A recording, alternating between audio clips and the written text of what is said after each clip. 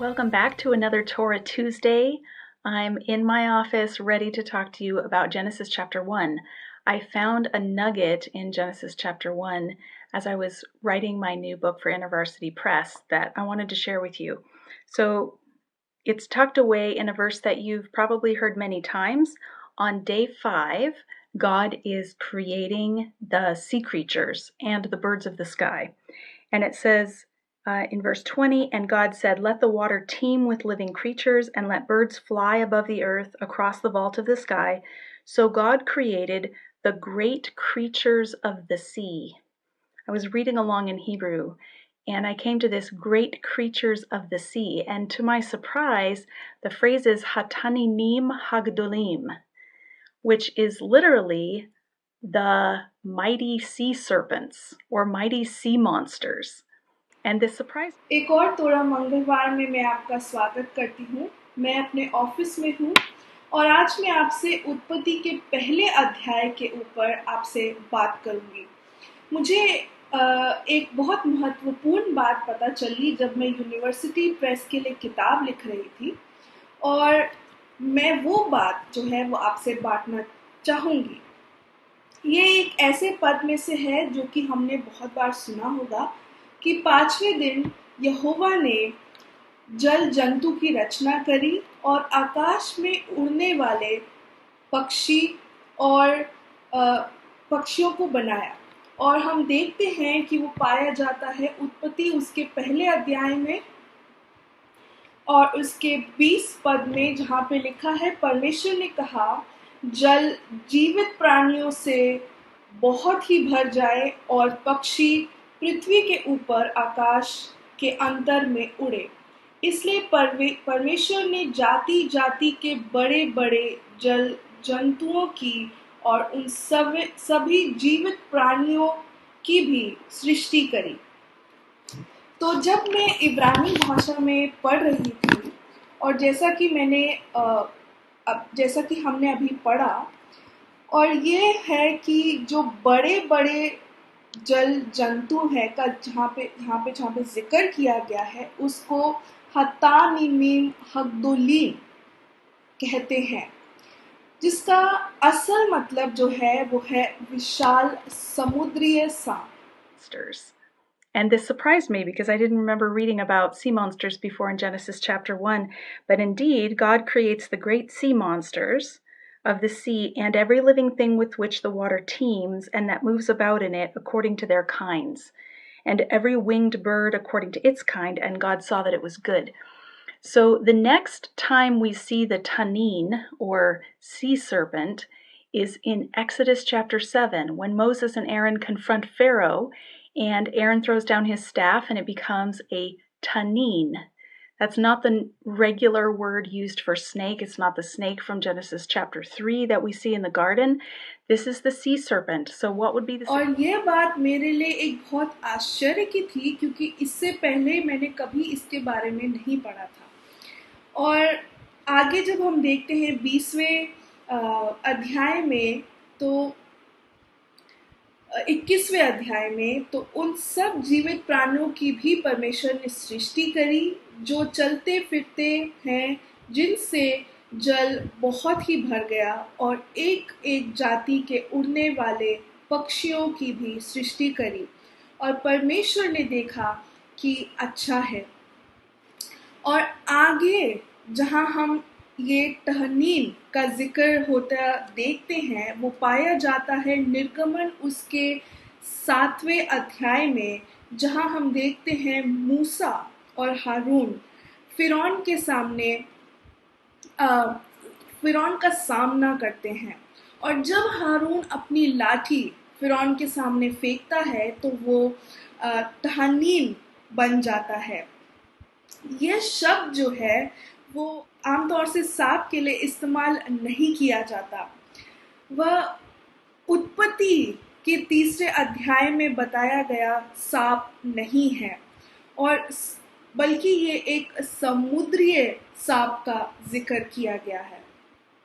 So what would be the significance of that?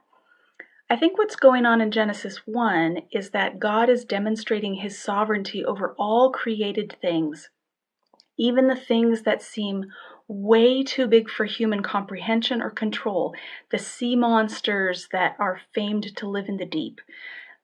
Those are things that are not too big for God. In fact, he creates it and it says God saw that it was good. So God creates even wild animals, animals outside the control of humans, and he calls it good. जो महत्व हम देख सकते हैं यहाँ पे वो ये है कि परमेश्वर जो है उत्पत्ति 1 में वो अपनी संप्रभुता को अपने सृष्टि के ऊपर दर्शाता है।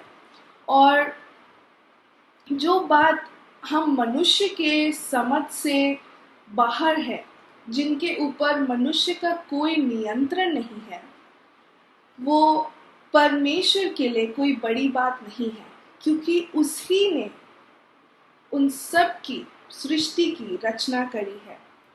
और परमेश्वर ने जब रचना करी तो लिखा है और अभी हमने पढ़ा कि परमेश्वर ने देखा कि अच्छा है।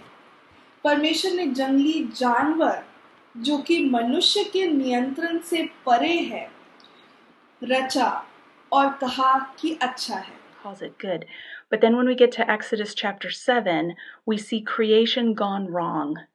Pharaoh has oppressed the Israelites and other people. He's forcing labor on them, as we've talked about in previous Tuesdays.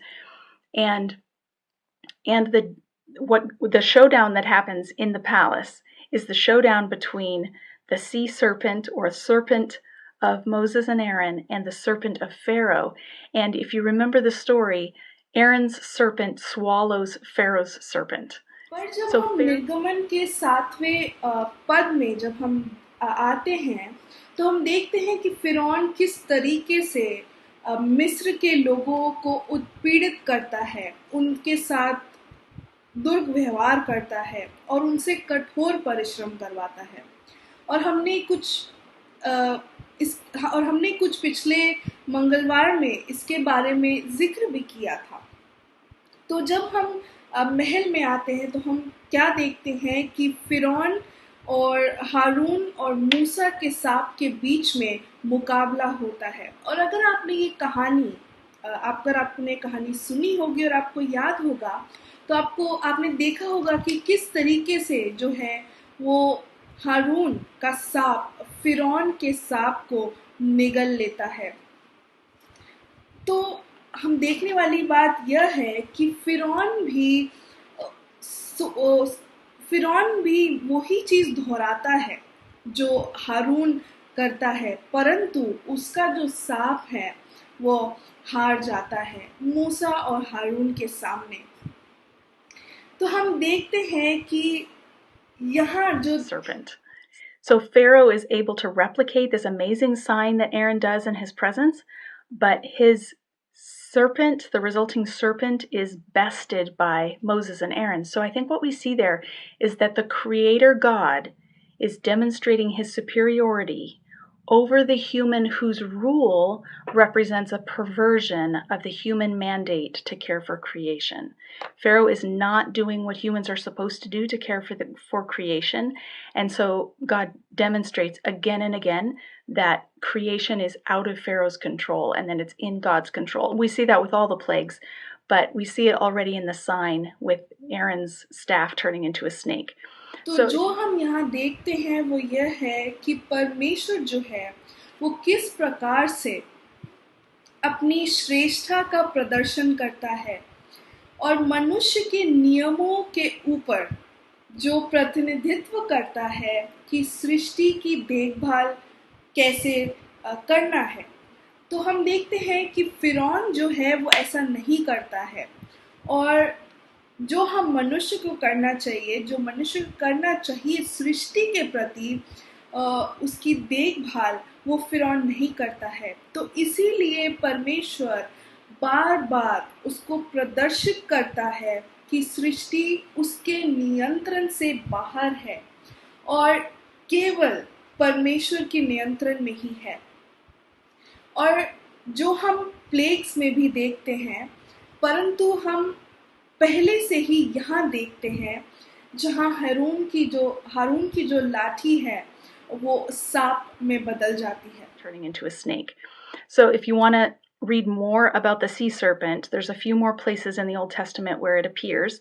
In Job 41, it's called Leviathan, and God talks about creating Leviathan to play around in the sea. Again, similar picture to Genesis chapter 1. This snake, the sea serpent, does not scare God, it's God's plaything. In Isaiah 27, verse 1, it's called Leviathan. The Tannin is called Leviathan, so that's where the connection is made. And then very interestingly, the prophet Ezekiel refers to Pharaoh as a Tannin.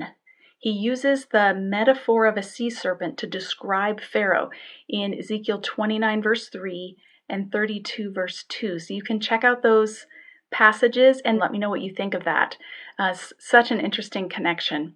So I hope you enjoyed that just little glimpse at a connection between Genesis and Exodus again. Thanks for watching this far. Make sure that you share the video if you liked it, and like and subscribe if you haven't done that already. And thanks for watching Torah Tuesday. जानना चाहते हैं तो आप अय्यूब के 41वें अध्याय में भी पढ़ सकते हैं, जहाँ पे इसको लिबियाथन का नाम दिया गया है और परमेश्वर जो है वो इसको रचने की बात करता है. और आगे जब हम देखें तो यशाया के 27वें अध्याय में उसके पहले पद में भी जो हनीम है उसको लिबियाथन बुलाया गया है. और हम यहाँ पे भी एक और संबंध जो है वो जुड़ता हम देख सकते हैं. और इज़ीकियल नबी भी जब हम आगे पढ़ें तो फिरौन की सांप के साथ तुलना करता है और तहनीम कहता है, जो कि पाया जाता है इज़ीकियल 29 उसके 30वें अध्याय में और इज़ीकियल 32 उसके 2 अध्याय में. आप इसको पढ़ सकते हैं और आप इसके बारे में और पढ़िए, और आपके क्या विचार हैं वो मेरे साथ ज़रूर बांटिए. और इस दिलचस्प संबंध के प्रति आप क्या सोचते हैं, आप मुझे बताइए.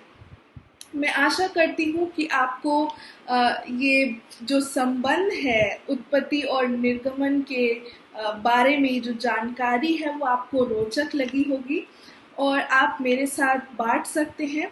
और आपका बहुत धन्यवाद इस वीडियो को देखने के लिए. परमेश्वर आपको आशीष दे. आप इस वीडियो को लाइक करिए, इस चैनल को सब्सक्राइब करिए, और अगर आपने अभी तक नहीं किया है तो सब्सक्राइब करिए और अपने दोस्तों के साथ भी बांटिए. Thank you.